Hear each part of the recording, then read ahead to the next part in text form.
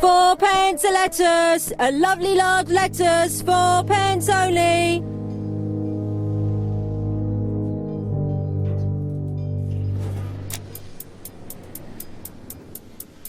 This woman appears to be a smoker.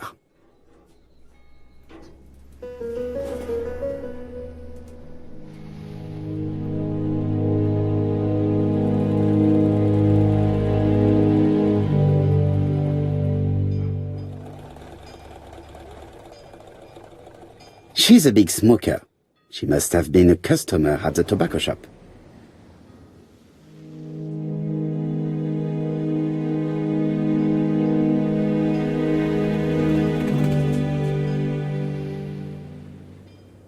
Did you know Alice Asher well?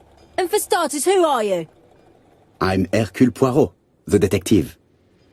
You're foreign, that's for sure, with your accent and your odd way about you. And you're here about Alice's murder, I suppose. Well, I've nothing to say to you. Did you speak to the victim yesterday? No, I never saw her.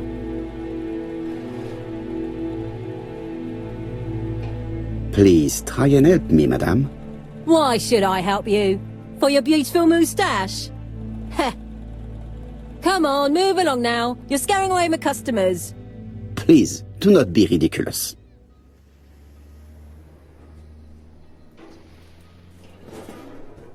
I know that you went to the tobacco shop yesterday. Well?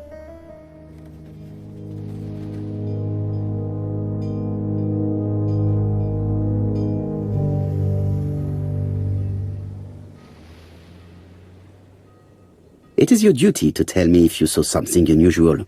Who do you think you are telling me what to do? Get away from my stall!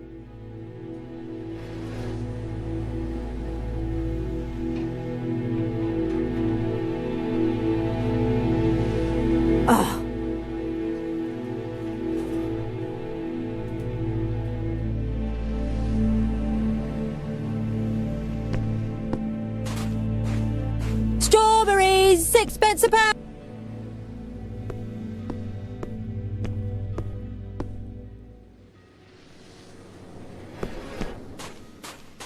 Strawberry. Dash! A puddle. How clumsy.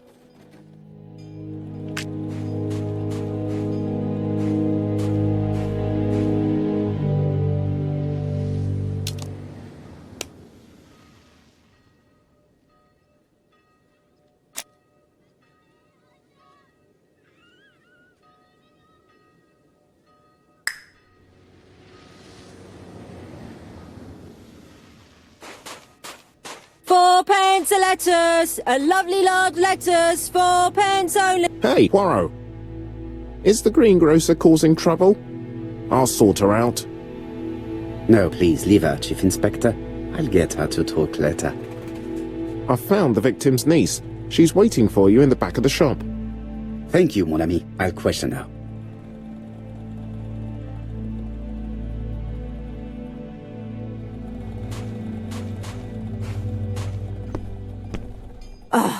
You again?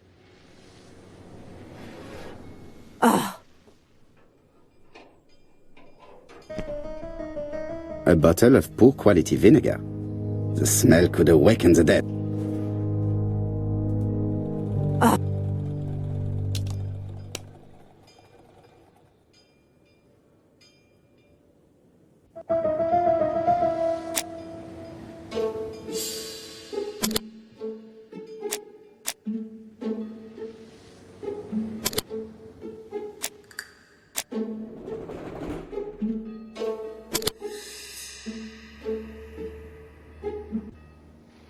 The murderer probably pretended to be a customer.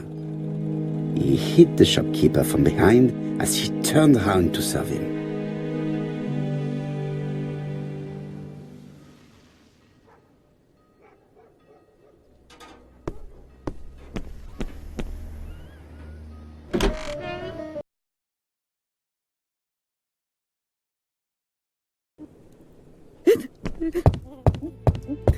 Jap had the body removed out of respect for the victim's niece.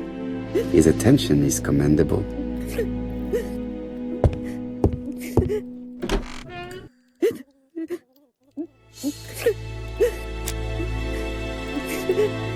Is her grief sincere?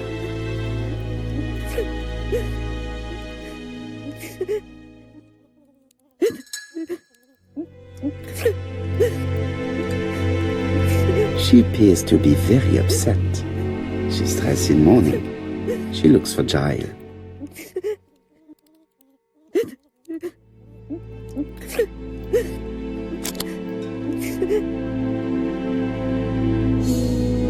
You were very fond of your aunt, am I right?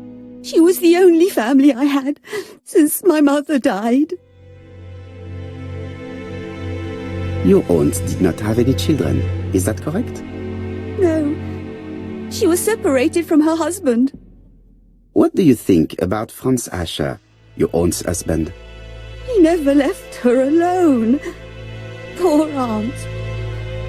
She used to drop by all the time and make a scene. Was your aunt afraid of her husband? He shouted a lot, but she wasn't afraid of him. Why, he used to slink away when she turned on him. He was afraid of her, if you like.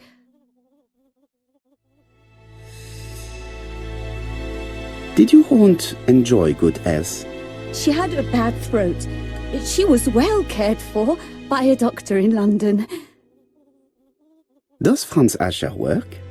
All he's done for years is drink and gamble, but he used to be a very good cabinet maker. What does he live on? My aunt used to give him 5 shillings a week. Did Franz Asher extort this money from her? No, she didn't let him intimidate her. She gave the money quite willingly. He was her husband. She couldn't leave him with nothing. I understand. You have been of great assistance, mademoiselle.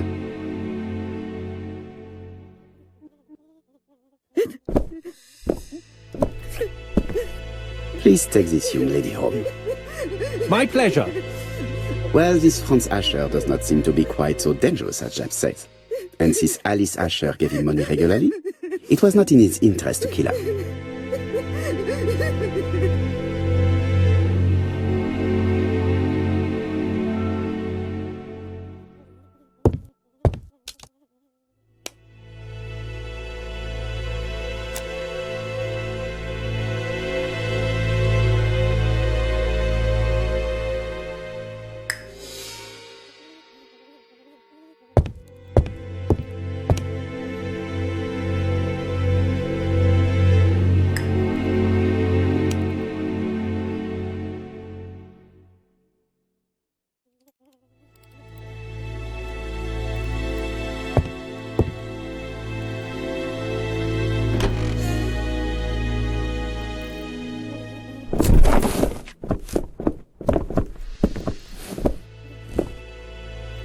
We have to wait for him to sleep it off. He's all yours, Poirot. There are a few things I need to check. There must be some way of sobering him up. I wonder what his wife used to do. He must have scared the customers away. He's not in any condition to be questioned. I have to find a way to sober him up.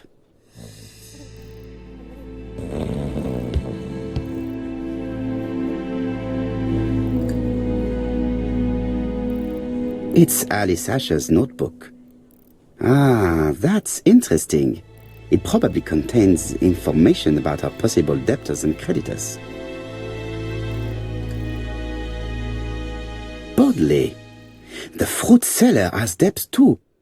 She will probably be more cooperative thanks to this piece of information. Mary Drower was telling the truth. Mrs. Asher regularly gave money to her alcoholic husband.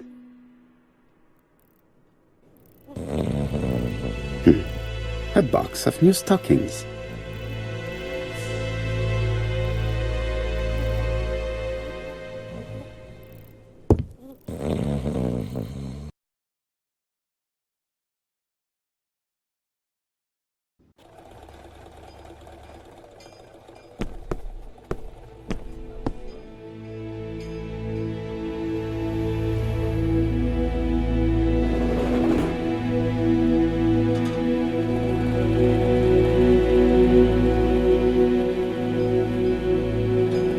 I am accusing you of the murder of Mrs. Asher.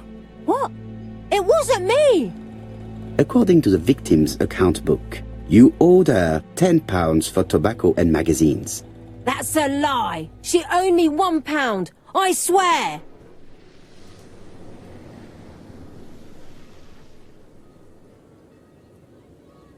Enough lies! It's not lies. But you're not quite as clever as what you think. Now, please be so kind as to explain this. Look at my account book. Alice owed me £11 for fruit and vegetables. I may have had a slate at her shop, but she had one at mine. She owed me £1. And that reminds me I have to get it back from her niece. That is quite enough. Your account book has saved you, but I might ask Chief Inspector Japp to throw you in the cells for 1 or 2 nights while he checks your entries. Do you want to go to prison? Prison? Now that's not fair. I haven't done nothing. In that case, I am counting on your full collaboration. Yes, sir. Of course, sir. Listen, I didn't kill Alice, I swear. But it's true that I did go to the shop yesterday. At what time? 6 o'clock. She left me a note saying she wanted some strawberries if I got some. I received them late, about 6. So I took them over to her. But you did not see her. She wasn't in the shop, so I just put the strawberries on the counter and left.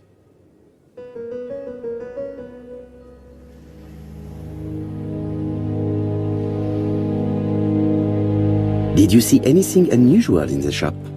No. Well, maybe one thing. There was always a railway guide on the counter. Alice didn't sell them. Maybe it's the customer who left it there. You were not alarmed? I thought Alice had just gone to get her medicine from her room and that she'd be straight back. You mentioned medicine. Something for her cough. She used to take it a lot. Who do you think killed her?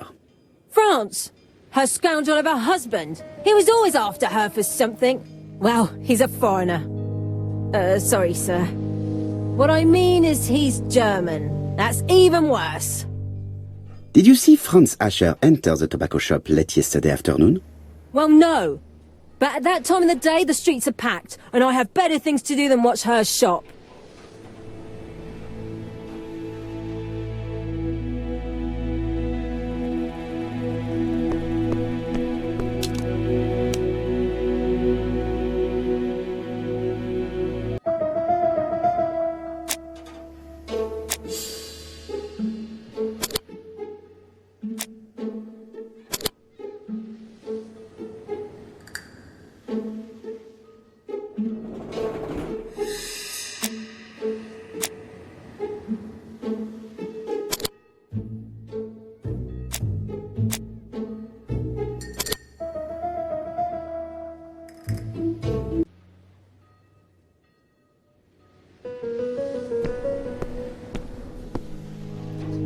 I'll just borrow your bottle a moment.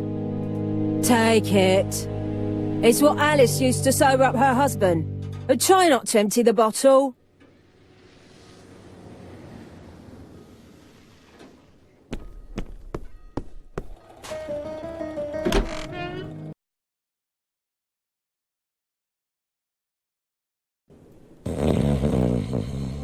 He's not in any...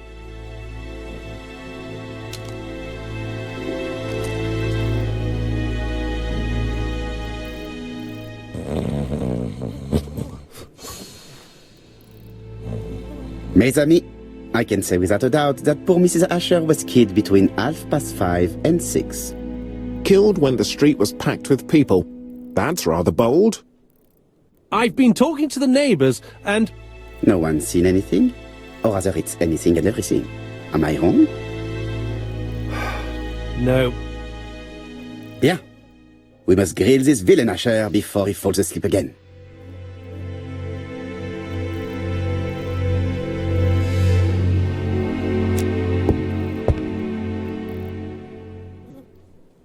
This man is in rather a bad state.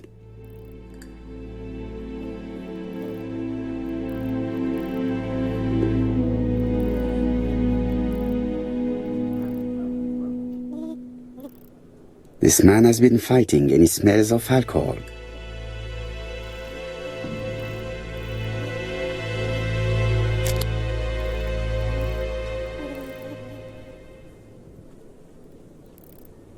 We know that you threatened to kill your wife, Asher. So what? You shouldn't take things so seriously, sir. Nothing but empty threats. We didn't get on all that badly. So, if things were going so well with your wife, why did you not live with her? She was the one that left. Nothing to do with me, sir. You can't have treated her very well for her to run away. No, sir, no. I wouldn't say I'd ever laid a finger on her, but it was only normal. She was my wife. Are you often involved in fights? I don't know what you mean.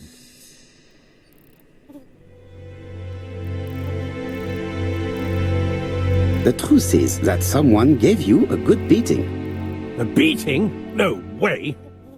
All right, he tore my coat and gave me a black eye. You see the state of him. Very interesting. Who is the other that you struck? Probably best if I tell you everything. Yesterday afternoon I met Roderick Tanner. We'd bet on a dog fight together. An illegal bet, naturally. Yes, sir. Our dog won. Roderick got the money, but he refused to give me my share. And you fought about it. What time was this? In the evening, about 6, I think. We were on the other side of town. You see, I couldn't have killed my wife.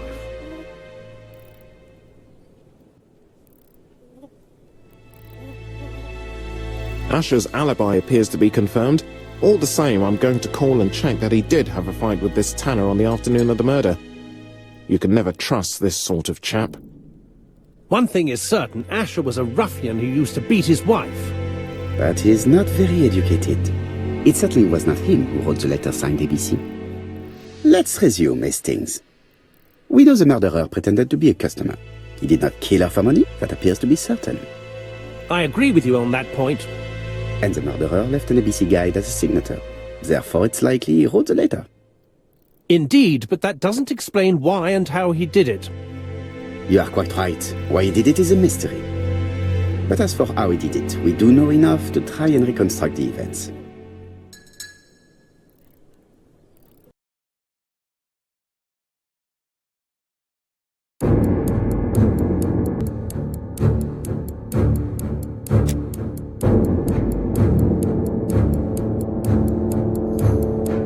The killer enters the shop.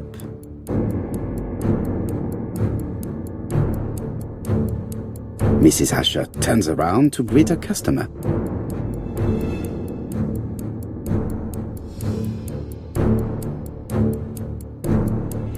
The murderer asks her for some tobacco. She turns her back to him. He seizes the opportunity to strike her. He then places the ABC upside down before leaving. Everything appears to match the crime scene, mon cher Hastings. That is exactly what happened.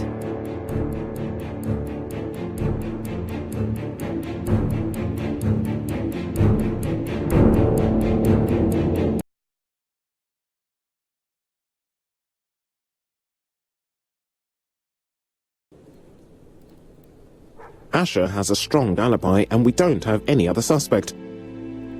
But what was the point of this crime? She had no debts. She gave Franz Asher money regularly. She wasn't owed money.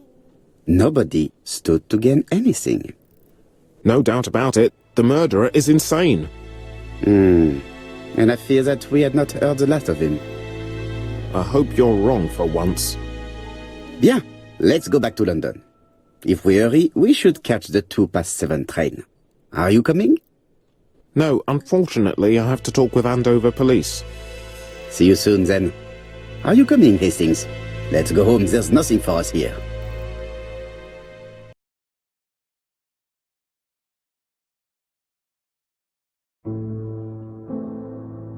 Well, do you have any idea about the killer's identity? The crime was committed by a man of medium height, with red hair and suspicious eyes. He has a slight limp on the right foot, and a wart just below his shoulder blade. Poirot! Mon ami, what do you want? You fix upon me a look of dog-like devotion and demand of me a pronouncement à la Sherlock Holmes. Now for the truth. I do not know what the murderer looks like, nor where he lives, nor how to set hands upon him. What shall we do then? Nothing. Nothing? Do not be so impatient, Hastings. The killer will manifest himself soon enough. I thought I heard the postman. Maybe there's some news. I would go and see.